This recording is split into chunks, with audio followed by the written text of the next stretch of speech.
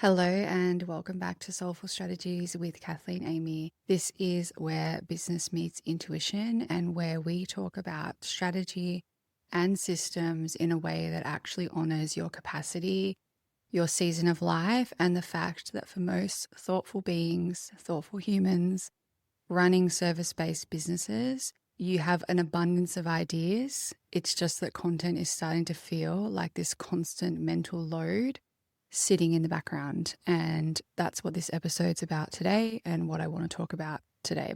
Because if you've ever found yourself sitting down to create content and being like, yep, this is the day, I've blocked it off in my calendar, I'm actually going to sit down and create my content for the month, for the week, and then feeling that immediate kind of internal negotiation of like, what am I even posting? Should I teach? Should I be personal? Am I allowed to sell this week? Have I already said this? Is this aligned? Is this boring?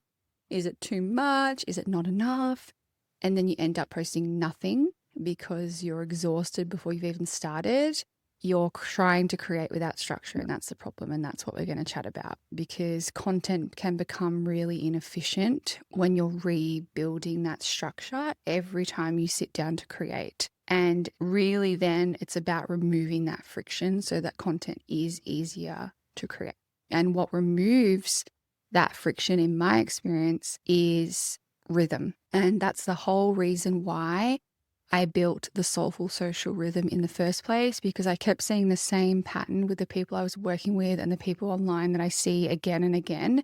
They were struggling because they were rebuilding their visibility every single week and then making that mean something about themselves when they couldn't sustain it. So it becomes this whole story about how you're not consistent.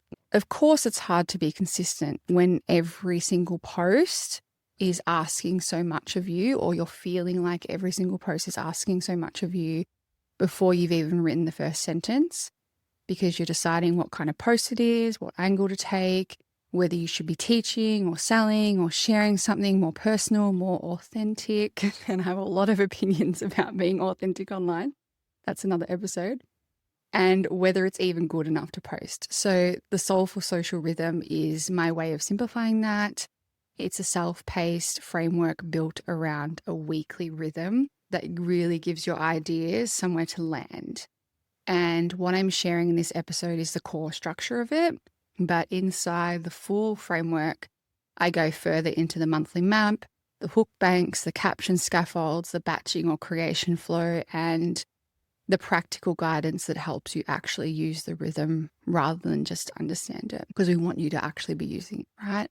And so at the center of this rhythm is 4 post topics, and that is authority, connection, nurture, and invitation.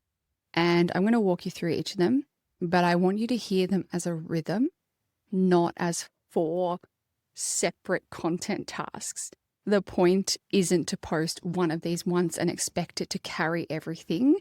The point is that over a week and then over a month and then over a quarter and then over a time where you're consistent, your audience gets to experience you as a business more fully. They get your thinking, your humanity, your guidance, and a clear sense of what you offer without it feeling like you're constantly trying to sell to them. So we're going to start with authority. Authority content is where you are teaching, or you're naming a pattern, or you make something clearer. It's you being that archetype of guide, essentially. It's you showing that you can see what's really going on underneath. And I think sometimes people hear authority and they think it means being loud or being an expert, and that's not what I mean. It's the things you keep noticing, the things that you can articulate because you are in this work, you're in the conversations, you've seen it enough times that you can name it really clearly. And authority is what helps people trust your mind and your guidance in particular versus anyone else in your industry that they could hire. Okay, this is going to be all of your content is going to be your differentiator, but your authority pieces are what you are seeing from your embodied knowledge and expertise. So then we get into connection.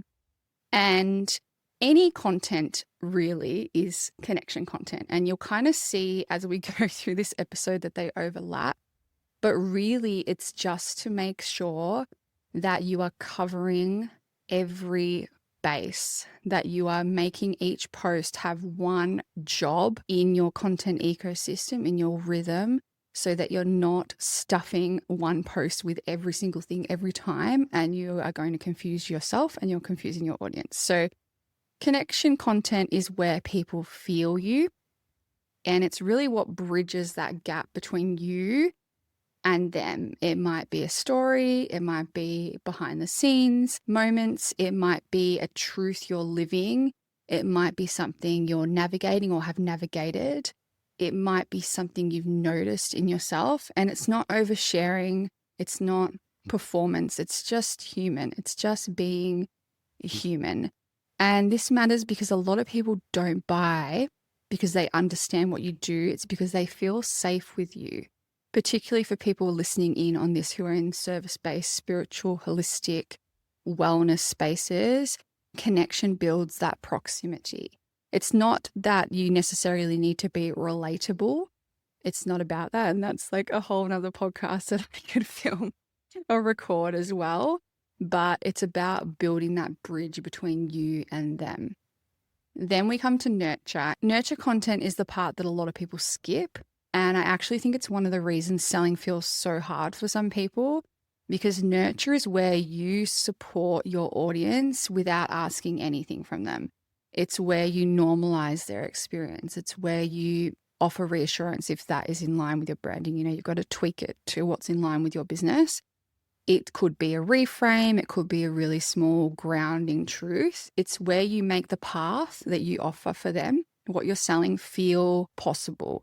It's kind of like, I think of it as if authority is the mind and connection is your heart, nurture is the nervous system. So you're making people feel safe in your content and like they would actually want to work with your business or actually buy from your business. So you can start to see how it's all connecting, and it's what settles people. And then invitation. Invitation is selling, but it's selling in a way that feels really integrated. It's you saying, here's how I can help. Here's what's available. Here's the next step if you want it. It's not pushy. It's not daily sales content. It's just consistent. It's woven. And I just want to gently say in there on the daily sales content, say something here, because there's a lot of noise online about this. And a lot of my clients will say, I don't want to be salesy. You'll hear people say every post needs to be a selling post. And you'll hear other people say, you shouldn't sell too much. And it becomes this weird tug of war about percentages and funnels and how often you're allowed to mention your offer. And you should mention your offer every post. But let's just come back to basics for a second. If you are online marketing your business, you are selling. Even when you're not doing a direct invitation, you are still selling. Every post is still selling. Authority is selling. You're selling your competence. Connection is selling. You're selling your relatability. Nurture is selling. You're selling your steadiness. And behind the scenes is selling. You're selling proximity. You are always selling something. So the issue isn't whether you're selling. You are. The question is whether you're doing it consciously, strategically. And sometimes what feels uncomfortable online isn't the selling itself. It's pretending you're not selling when you actually are. It's pretending something is just value when it's actually positioning. And there's nothing wrong with positioning. You are running a business. There's no shame in positioning yourself as a service provider or as a business. But when you own the fact that you are marketing, you're going to stop going between, I don't want to be salesy and maybe I need to sell harder. You just realize that you're always selling in some way. So you might as well be really intentional about it. And this is why rhythm matters so much. And while I'll bang on about it all day, because when you know, okay, this week I'm anchoring authority, this week I'm deepening connection, this week I'm nurturing, this week I'm inviting, or this day I'm doing this and this day I'm doing that. You don't have to sit there wondering, am I selling too much? Am I not selling enough? Am I doing this wrong? Because the baseline is there. You're not reinventing your ethics every time you open Instagram or TikTok or wherever you're showing up online. And when you're in maintenance mode, when you're maintaining this, you still sell.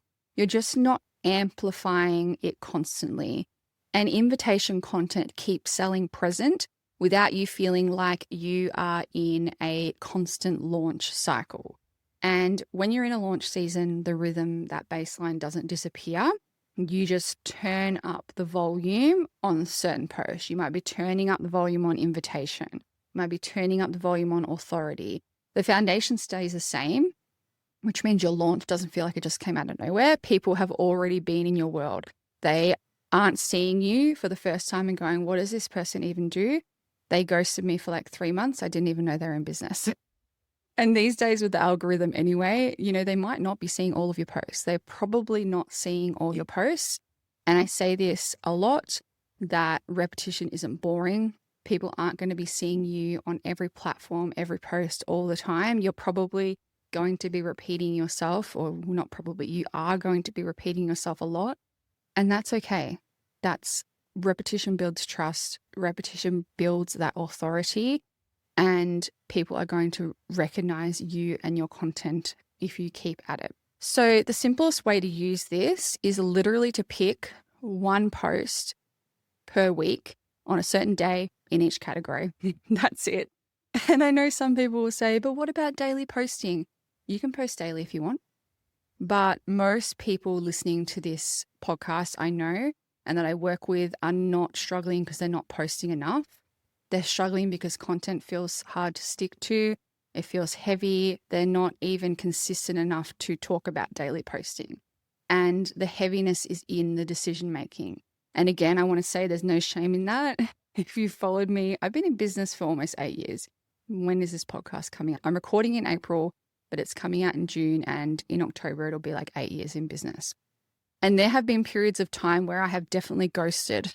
And that is because I did not have a consistent rhythm.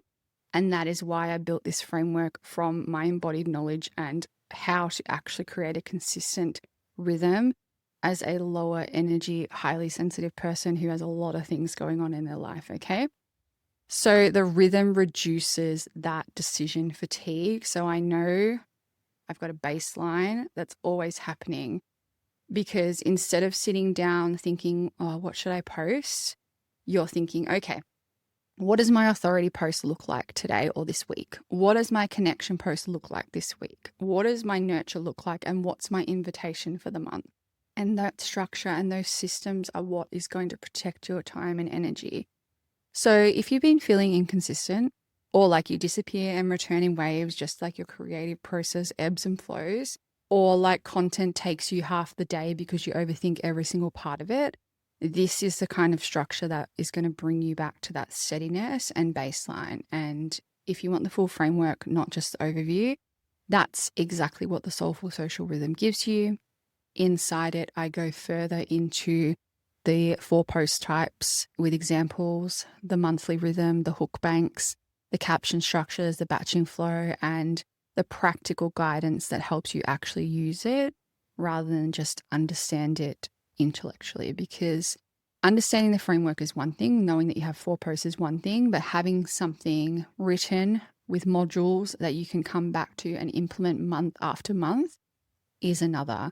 So if this episode has been landing and you know you want a steadier way to show up, I'll link the Soulful Social Rhythm in the show notes for you. It's there for you.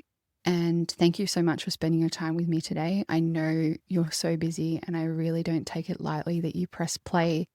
If you've been enjoying the podcast, or if you're watching on YouTube, I'd be so grateful if you shared with somebody you think might need this, or left a review, because it helps this reach more people building businesses with depth and steadiness. I'll see you in the next episode.